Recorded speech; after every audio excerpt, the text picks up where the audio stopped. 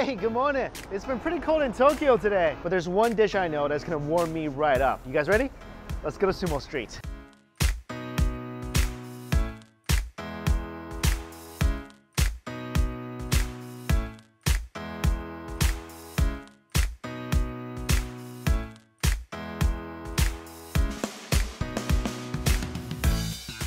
Welcome to Ryogoku. And it's my mistake. This is more of Sumo Town than is Sumo Street. And this is where all the Sumo stadiums, the training centers, and what I'm here for, all the Sumo food restaurants are located. And I'm here for really just one particular dish, the Chanko Nabe. And right now I'm going to a restaurant called Chanko Tomoegata. And this place is supposed to be the best at making this dish. This is it. This is the dish. Chanko is the dish typically eaten by sumo wrestlers to bulk up. And nabe is like a pot. So you see all of them have a ton of protein, bunch of veggies. All right, enough talking. Let's go eat this thing.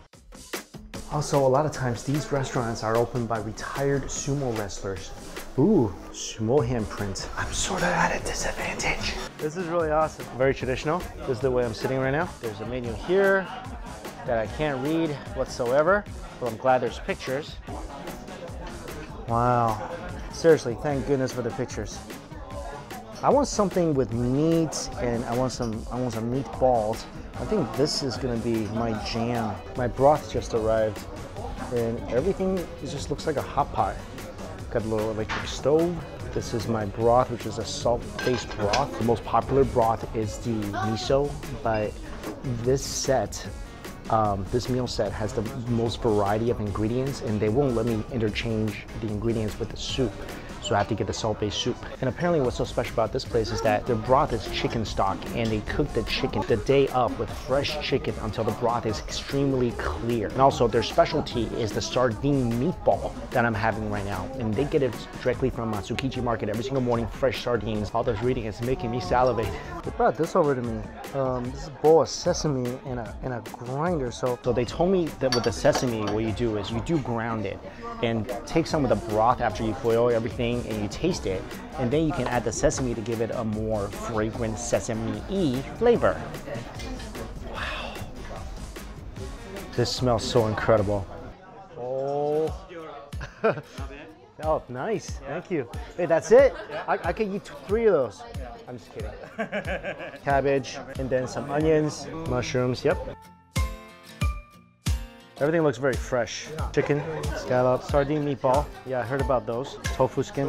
Yep. So as a sumo wrestler, they only eat with this one plate?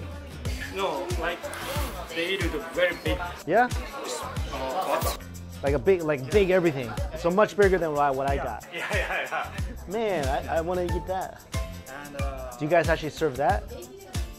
no, like not the big one. You guys don't have the big one. Oh. It's a shame, because I could have taken that. All right, I think this is ready. So after it's done, the rest of this meat, yeah, cooks really quickly. Yep, don't want to overcook that. I am so ready for this. Wow. That is a supremely flavorful broth. No joke, guys. They weren't kidding when they said they make really good broth. I mean, it's got a really clean taste. This profile is deep. And that broth, of course, is soaked up by all this great cabbage. Great cabbage.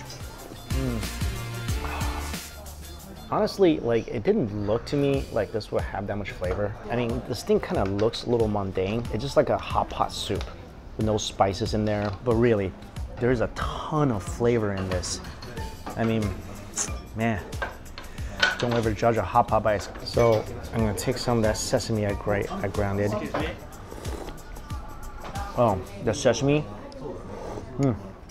Actually, you kind of need to add a lot of sesame and there's a reason why you have to kind of ground it up nicely so it mixes well with your broth. Oh yeah, it's so much better with the sesame even. And there's one thing I want to try. They do give you a little bit of spice. I want to try it, and trust me, the original flavoring is fine. It's great, but being a spice head like myself, I just gotta try it.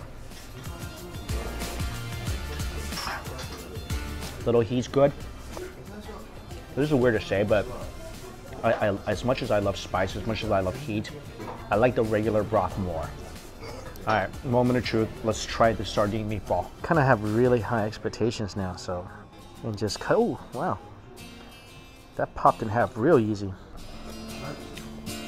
Ooh, oh, that's great. This thing, when you bite into it, it kind of falls apart. Really tender, really gentle, really fragile, and it has a fishy taste to it. Not in a bad way. You can taste the sardine. You can taste how ridiculously fresh. That's what you're tasting. Fresh fish. The texture is almost like half a meatball and half a fish ball.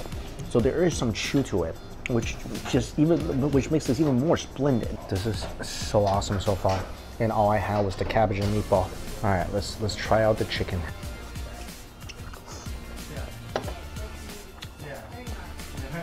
Chicken is chicken. It's tender, but it's chicken, you know.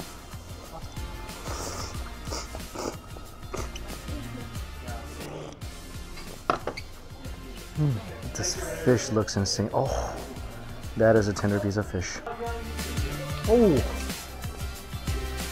oh my god, this is a clean, meaty piece of fish. It almost tastes like a steak. And what kind of fish is this? Makazeki? Yeah, Mekazeki. Can you spell that? Oh, swordfish. Okay, this is actually swordfish, but if you overcook this, it becomes kind of hard. So I'm gonna take this out right now. And right now, this fish, this is perfect. Look at that.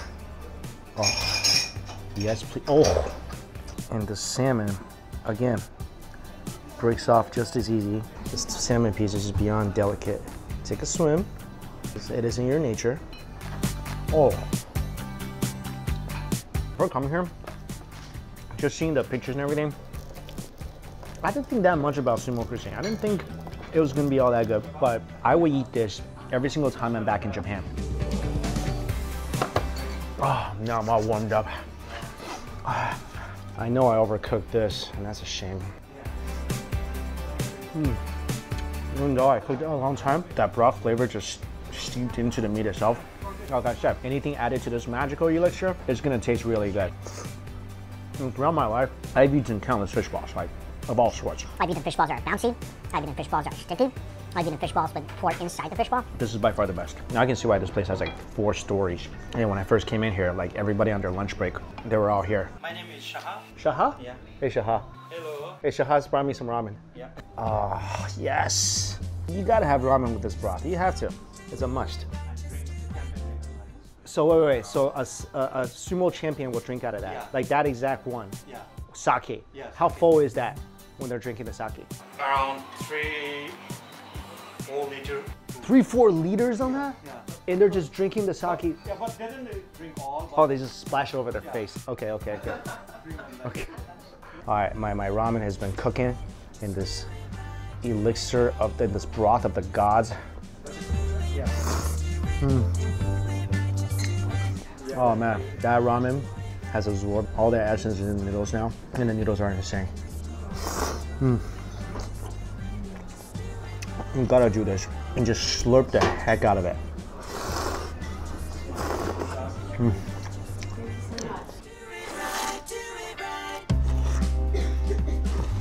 Down to my last meatball, my last strand of noodles.